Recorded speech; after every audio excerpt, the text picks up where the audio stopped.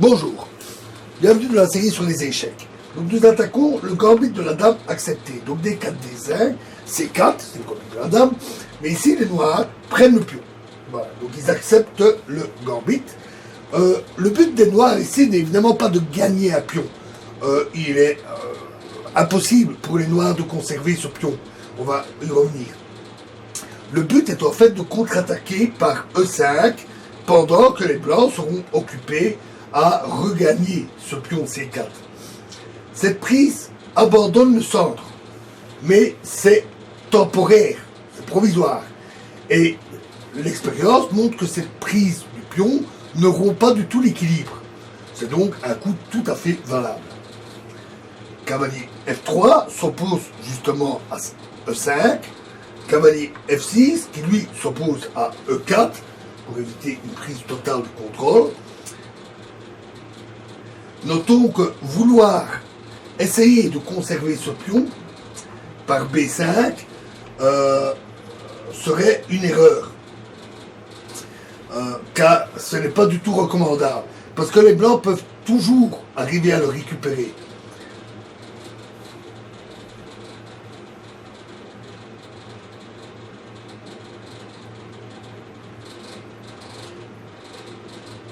Ainsi, après B5, E3, qui évidemment attaque la chaîne de pions à ce stade, c'est pas encore récupéré bien sûr, cavalier F6,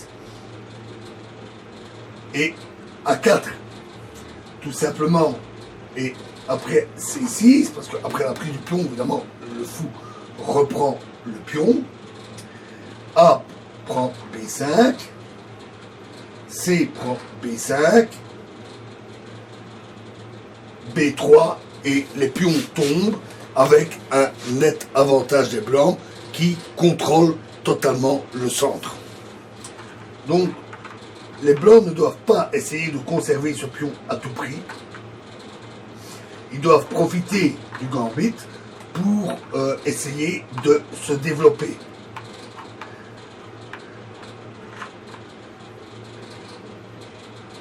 Donc, cavalier F3, donc cavalier F6 est nettement mieux. E3 consolide le 6, puisqu'on ne peut pas jouer E4 et E5, on consolide sa position au centre. Et donc, fou prend C4, voilà, les blancs ont récupéré le pion. C5, un très bon coup qui rétablit l'équilibre au centre. Il exerce une pression sur D4 qui est essentielle dans le gambit de la dame acceptée et qui d'ailleurs, nous l'avons vu dans les nombreuses variantes, est souvent essentielle dans la plupart des variantes du pion de la dame. Roc. A6. Alors, c'est le point de départ, on va dire, classique du gambit de la dame acceptée. Les noirs préparent en fait le fianchetto par B5, fou B7. Et une question se pose aux blancs. Doivent-ils accepter ce coup B5 ou s'y opposer par A4? Alors, voyons d'abord le cas où ils le tolèrent. Donc, ils jouent dame C2, qui est le plus courant, et ils se réservent bien sûr tout FD1 qu'ils vont jouer. Les noirs, maintenant, aussi ont une question. Doivent-ils augmenter la pression sur D4 par cavalier C6, ou, avant de jouer B5, ou bien adopter B5 pour faire une mobilisation accélérée? L'expérience a montré que le premier, augmenter la pression sur D4, néglige le contrôle de D5. Et le deuxième choix est donc meilleur. Parce que cavalier B en D7 prend alors le contrôle des cases. Mais voyons d'abord le premier cas, le cavalier C6. Alors, cavalier C3, ce coup est le plus moderne. C'est un très très bon coup. Il remplace l'ancien tour FD1 qui était joué, et cavalier F3 exploite le fait que D4 en fait est protégé indirectement, parce qu'après C prend D4, tour FD1 qui cloue le pion, et les blancs récupèrent le pion dans de très bonnes conditions. Là, en effet, parce qu'à ce moment-là, les lignes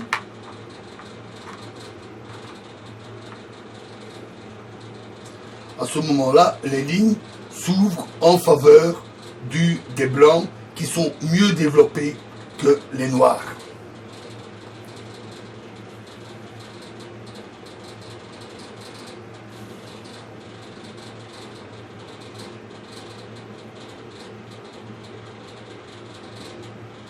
Et la construction blanc à ce stade, et il faut le dire, elle est meilleure que celle des noirs. Parce que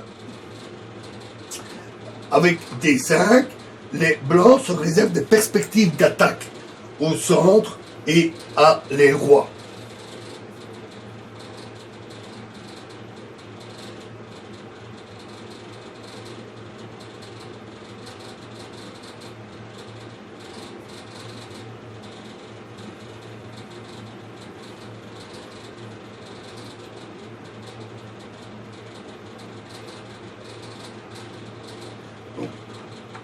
B5, fou B3, qui contrôle toujours D5 et protège indirectement D4 toujours de la même manière.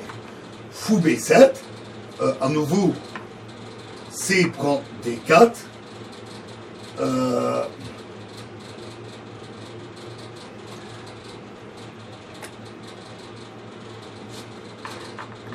B4 ou bien fou E7 sont tous des coups qui ont été joués mais qui n'ont pas résisté à la pratique. Fou B7 est meilleur, bien que cette position ne soit toujours pas idéale pour les noirs.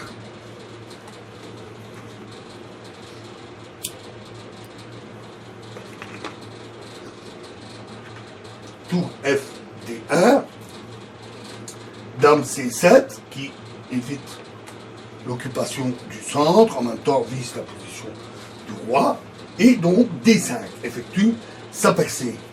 E prend D5 et cavalier prend D5. Un coup plus tranchant est E4. Très très bon coup, parce qu'alors les noirs doivent absolument effectuer le grand roc sous peine d'une violente attaque au centre. Donc ce E4 est très très bon aussi. Cavalier prend D5, cavalier prend D5 et fou prend D5, fou E7, et les blancs ont les meilleures chances. La position blanche est bien meilleure que celle des noirs, en particulier ils attaquent le roc. Le grand roc est bien sûr encore possible, mais avec une structure de pion passablement affaiblie. Voilà, alors dans